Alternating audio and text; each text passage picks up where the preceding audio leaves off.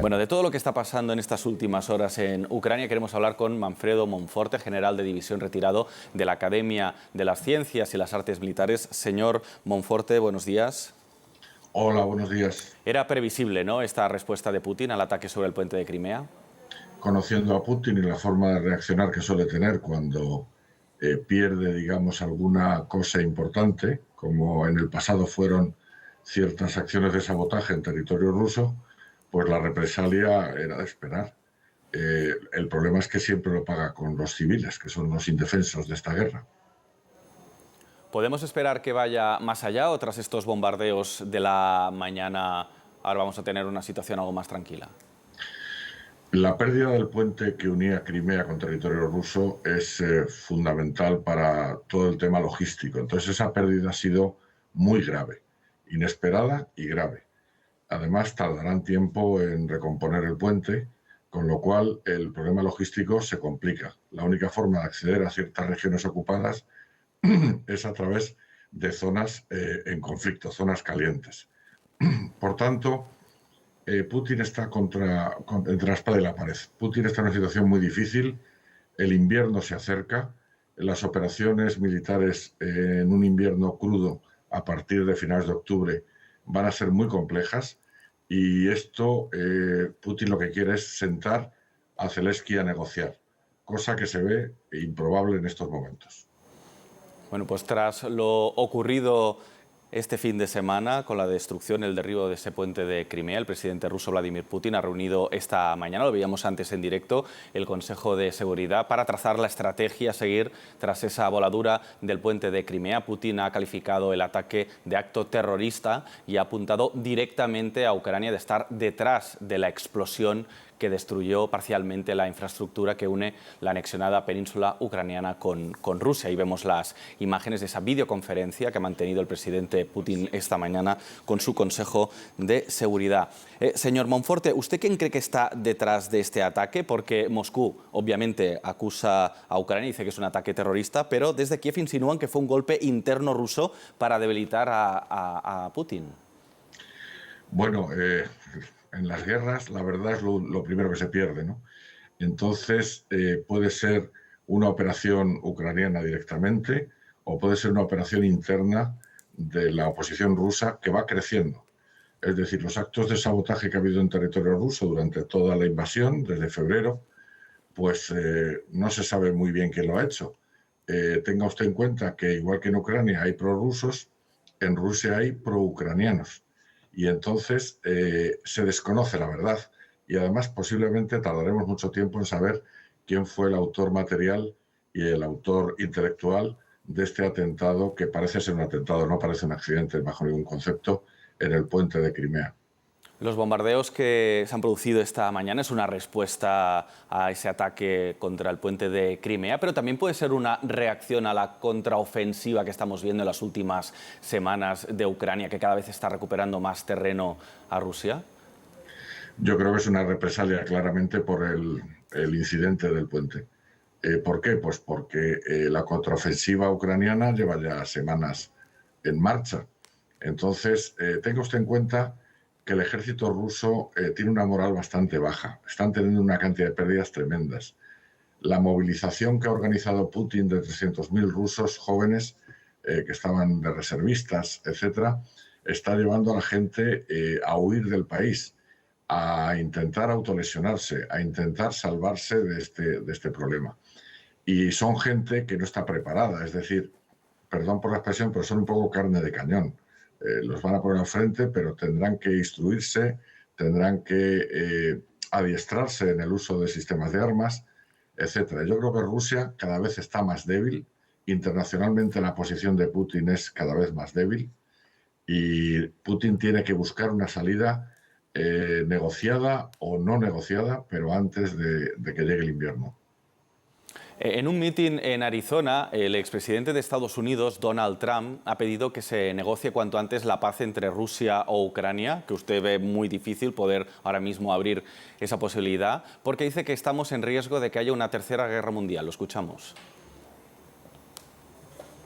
Well, we will end up in World War III and there will never be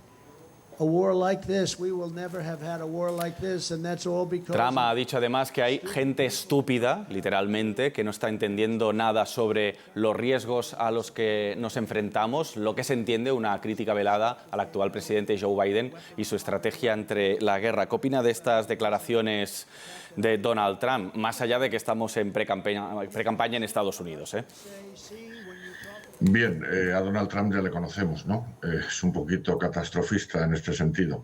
Efectivamente, toda la economía mundial está sufriendo. Toda la economía de Europa está sufriendo en especial. Europa tiene una postura muy tibia, pero lo que no podemos hacer es esperar, como en las guerras mundiales anteriores, al defensor, al salvador americano. Esta vez yo creo que no va a ser así. Putin está contra las cuerdas y una tercera guerra mundial solo sería posible si usa armamento nuclear. Pero eso no hay que desecharlo. ¿Cree que es creíble esa amenaza que él hizo hace unos días de que están preparados, que si hace falta utilizarán ese material nuclear? Es creíble, lo que pasa que yo opino personalmente que si usa armamento nuclear será de radio muy corto, es decir, de tipo táctico, con un alcance reducido. No usará la fuerza estratégica. Eso ya sería efectivamente la Tercera Guerra Mundial. Hoy ha habido bombardeos en Kiev, en otras ciudades, entre ellas Zaporilla, pero llevamos unos días en que el objetivo de los ataques rusos está siendo Zaporilla. ¿Por qué Zaporilla? ¿Porque hay una central nuclear para tensionar sobre todo esa zona del país? Primero, la forma de debilitar a Ucrania es cortar sus fuentes de suministro energético. Zaporilla es la mayor central nuclear de Europa. Además es sensible, puesto que puede producir una catástrofe similar a la que hubo ya en Chernobyl. Entonces, internacionalmente se está muy pendiente de la situación de la central nuclear. Ya la ONU desplazó sus observadores y, bueno, pues es un objetivo estratégico de Putin, o por lo menos demostrar que es capaz de hacer daño donde más duele, que sería atacando la central nuclear. Y Zaporilla pues está rodeada de una población que ya está muy diezmada, porque el que no se ha podido ir y se ha quedado, pues está escondido y asoma poco la cabeza. Es decir, Putin está haciendo una política de tierra quemada. Yo no sé si al final, si consigue que esos territorios que ha declarado rusos sean tal como él dice, rusos, no sé lo que va a recuperar, porque eso es una tierra totalmente baldía. Está destrozado todo. Enseguida seguimos hablando con usted, señor Monforte, sobre este asunto, pero ya que hablábamos también de Zaporilla, ahí hay un equipo de televisión española con Almudena Ariza al frente. Nos mandaba esta crónica del último bombardeo ruso que ha causado al menos un muerto. Vean.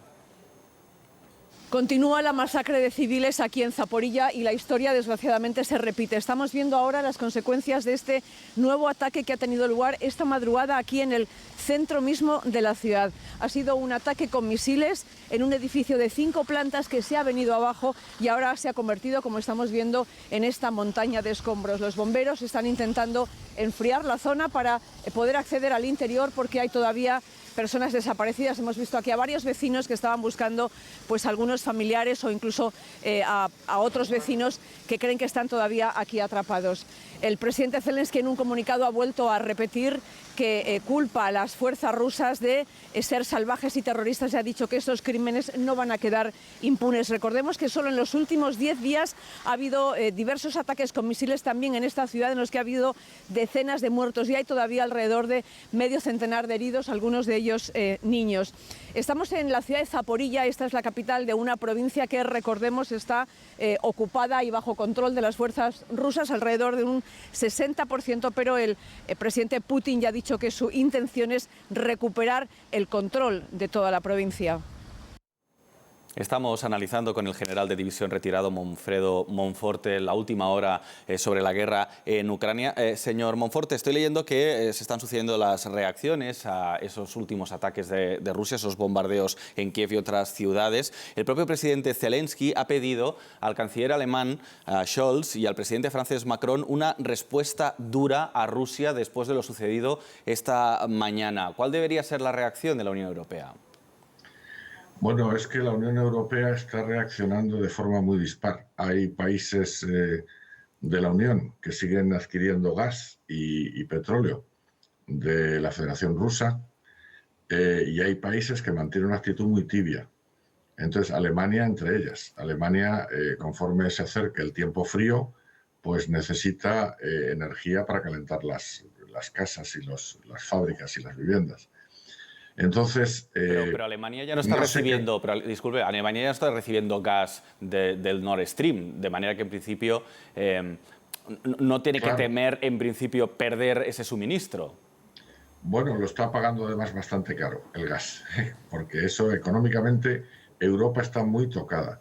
A Europa le interesa que termine la guerra, pero yo creo que tampoco las acciones que ha habido en contra de Rusia por parte de la Unión Europea han sido demasiado eficaces. ¿Por qué?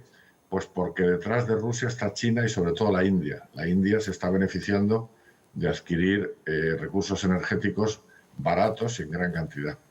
Entonces, como no es toda la comunidad internacional la que está sancionando a Rusia, Rusia pues sigue ahí, y aunque India, tanto India como en Samarcanda, India y la China le dijeron que no era conveniente seguir con estas acciones porque la economía mundial se está resintiendo y la gran fábrica del mundo, que es China, y la India ya empieza a serlo, está resintiéndose puesto que está la economía en un bajo nivel, la economía a nivel mundial, pues parece que Putin no reacciona ni quiere terminar esto.